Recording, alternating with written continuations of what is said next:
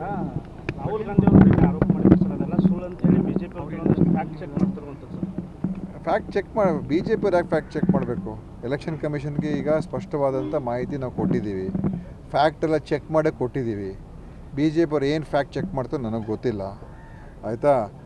ಅದರ ಬಗ್ಗೆ ನನಗೇನು ಮಾಹಿತಿ ಇಲ್ಲ. ಈಗ ಈ ಥರದೆಲ್ಲ ಬೇರೆ ಅವ್ರು ಹೇಳ್ತಾ ಇದ್ದಾರೆ ಬೇರೆ ಕ್ಷೇತ್ರಗಳಲ್ಲಾಗಿದೆ ಅಂತ ಎಲ್ಲ ಹೇಳ್ತಾ ಇದ್ದಾರೆ.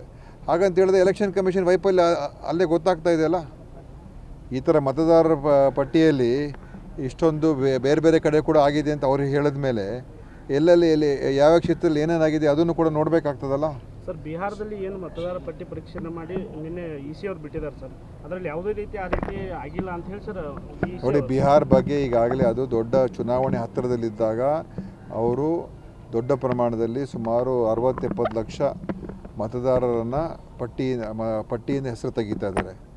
ಅನೇಕ ಜನ ಇದನ್ನು ಈ ರೀತಿಯಾಗಿ ಚುನಾವಣೆ ಹತ್ತಿರ ಇದ್ದಾಗ ಏಕದಮ್ ಇಷ್ಟೊಂದು ದೊಡ್ಡ ಪ್ರಮಾಣದಲ್ಲಿ ತೆಗೆದಾಕಿದಾಗ ಎಷ್ಟೋ ಜನರ ಮತ ಹಕ್ಕನ್ನು ಕೂಡ ಕಸಿಯುವಂಥದ್ದು ಆಗ್ತಾಯಿದೆ. ಅದು ಆಗಬಾರ್ದು. ಇವತ್ತು ಚುನಾವಣಾ ಆಯೋಗದ ಬಗ್ಗೆ ಸಂಶಯ ಮೂಡಿರುವಂಥದ್ದು ಯಾಕೆಂತ ಹೇಳಿದ್ರೆ ಅವರ ನಡೆ ಮತ್ತು ಅವರು ಯಾವ ರೀತಿಯಾಗಿ ವರ್ತಿಸ್ತಾ ಇದ್ದಾರೆ ಅದು ಇವತ್ತು ಒಂದು ಸ್ವಾಯತ್ತತೆ ಸಂಸ್ಥೆಯಾಗಿ ಸ್ವತಂತ್ರವಾಗಿ ಅವರು ನಡೆಸ್ಕೊಂಡು ಬರ್ತಾಯಿಲ್ಲ.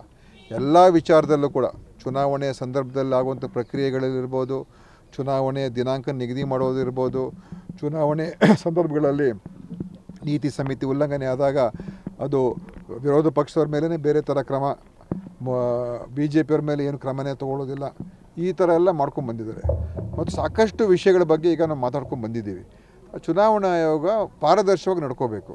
ಪಾರದರ್ಶಕತೆಯಿಂದ ಅವರು ನಡ್ಕೊಳ್ಳದೆ ಹೋದರೆ ಇದು ಭಾಳಷ್ಟು ಈ ಪ್ರಜಾಪ್ರಭುತ್ವ ವ್ಯವಸ್ಥೆಗೆ ಧಕ್ಕೆ ತರುವಂಥ. ಅದೇ ರಾಹುಲ್ ಗಾಂಧಿಯವರು ಇವತ್ತು ಈ ವಿಷಯ ಒಂದು ರಾಜಕೀಯ ಪಕ್ಷಕ್ಕೆ ಸೀಮಿತ ಅಲ್ಲ, ಇದು ಪ್ರಜಾಪ್ರಭುತ್ವ ವ್ಯವಸ್ಥೆಗೆ ಸಂಬಂಧಪಟ್ಟಿರ್ತಕ್ಕಂಥ ವಿಷಯ. ಅದಕ್ಕೆ ಇದನ್ನು ಗಂಭೀರವಾಗಿ ಪರಿಗಣಿಸಿ ಅವರು ಇದರ ಬಗ್ಗೆ ಪ್ರತಿಕ್ರಿಯೆ ನೀಡಬೇಕು. ಮತ್ತು ವಿರೋಧ ಪಕ್ಷಗಳನ್ನು ಚುನಾವಣಾ ಆಯೋಗ ವಿರೋಧಿಗಳಂಥ ರೀತಿಯಾಗಿ ಚುನಾವಣಾ ಆಯೋಗ ಆ ರೀತಿಯಾಗಿ ವರ್ತಿಸಬಾರ್ದು. ಏನೇನು ಅಂಶಗಳು ನಿನ್ನೆ ಮೊನ್ನೆ ರಾಹುಲ್ ಗಾಂಧಿ ಹೇಳಿದ್ದಾರೆ ಅದಕ್ಕೆ ಸರಿಯಾದ ಸ್ಪಷ್ಟನೆ ನೀಡಲಿ. ಅದನ್ನು ನೀಡ್ತಾ ಇಲ್ಲ ಅವರು. ಸುಮ್ಮನೆ ಅಫಿಡೇವಿಟ್ ಕೊಡಿ, ಇನ್ನೊಂದು ಕೊಡಿ, ಮತ್ತೊಂದು ಕೊಡಿ, ಎಲ್ಲ ಆ ಥರ ಹಾರಿಕೆ ಉತ್ತರಗಳು ನಮ್ಗೆ ಬೇಕಾಗಿಲ್ಲ. ಕರ್ನಾಟಕದಲ್ಲಿ ಸೋತಾಗ ಮತಗಳತನ ಆಗಿರಲಿಲ್ಲ, ನಂತರ ಮಹಾರಾಷ್ಟ್ರದಲ್ಲೂ ಕೂಡ MP ಸೀಟ್ಗಳು ಜಾಸ್ತಿ ಬಂದು ಅವಾಗ ಮತಗಳತನ ಆಗಿರಲಿಲ್ಲ.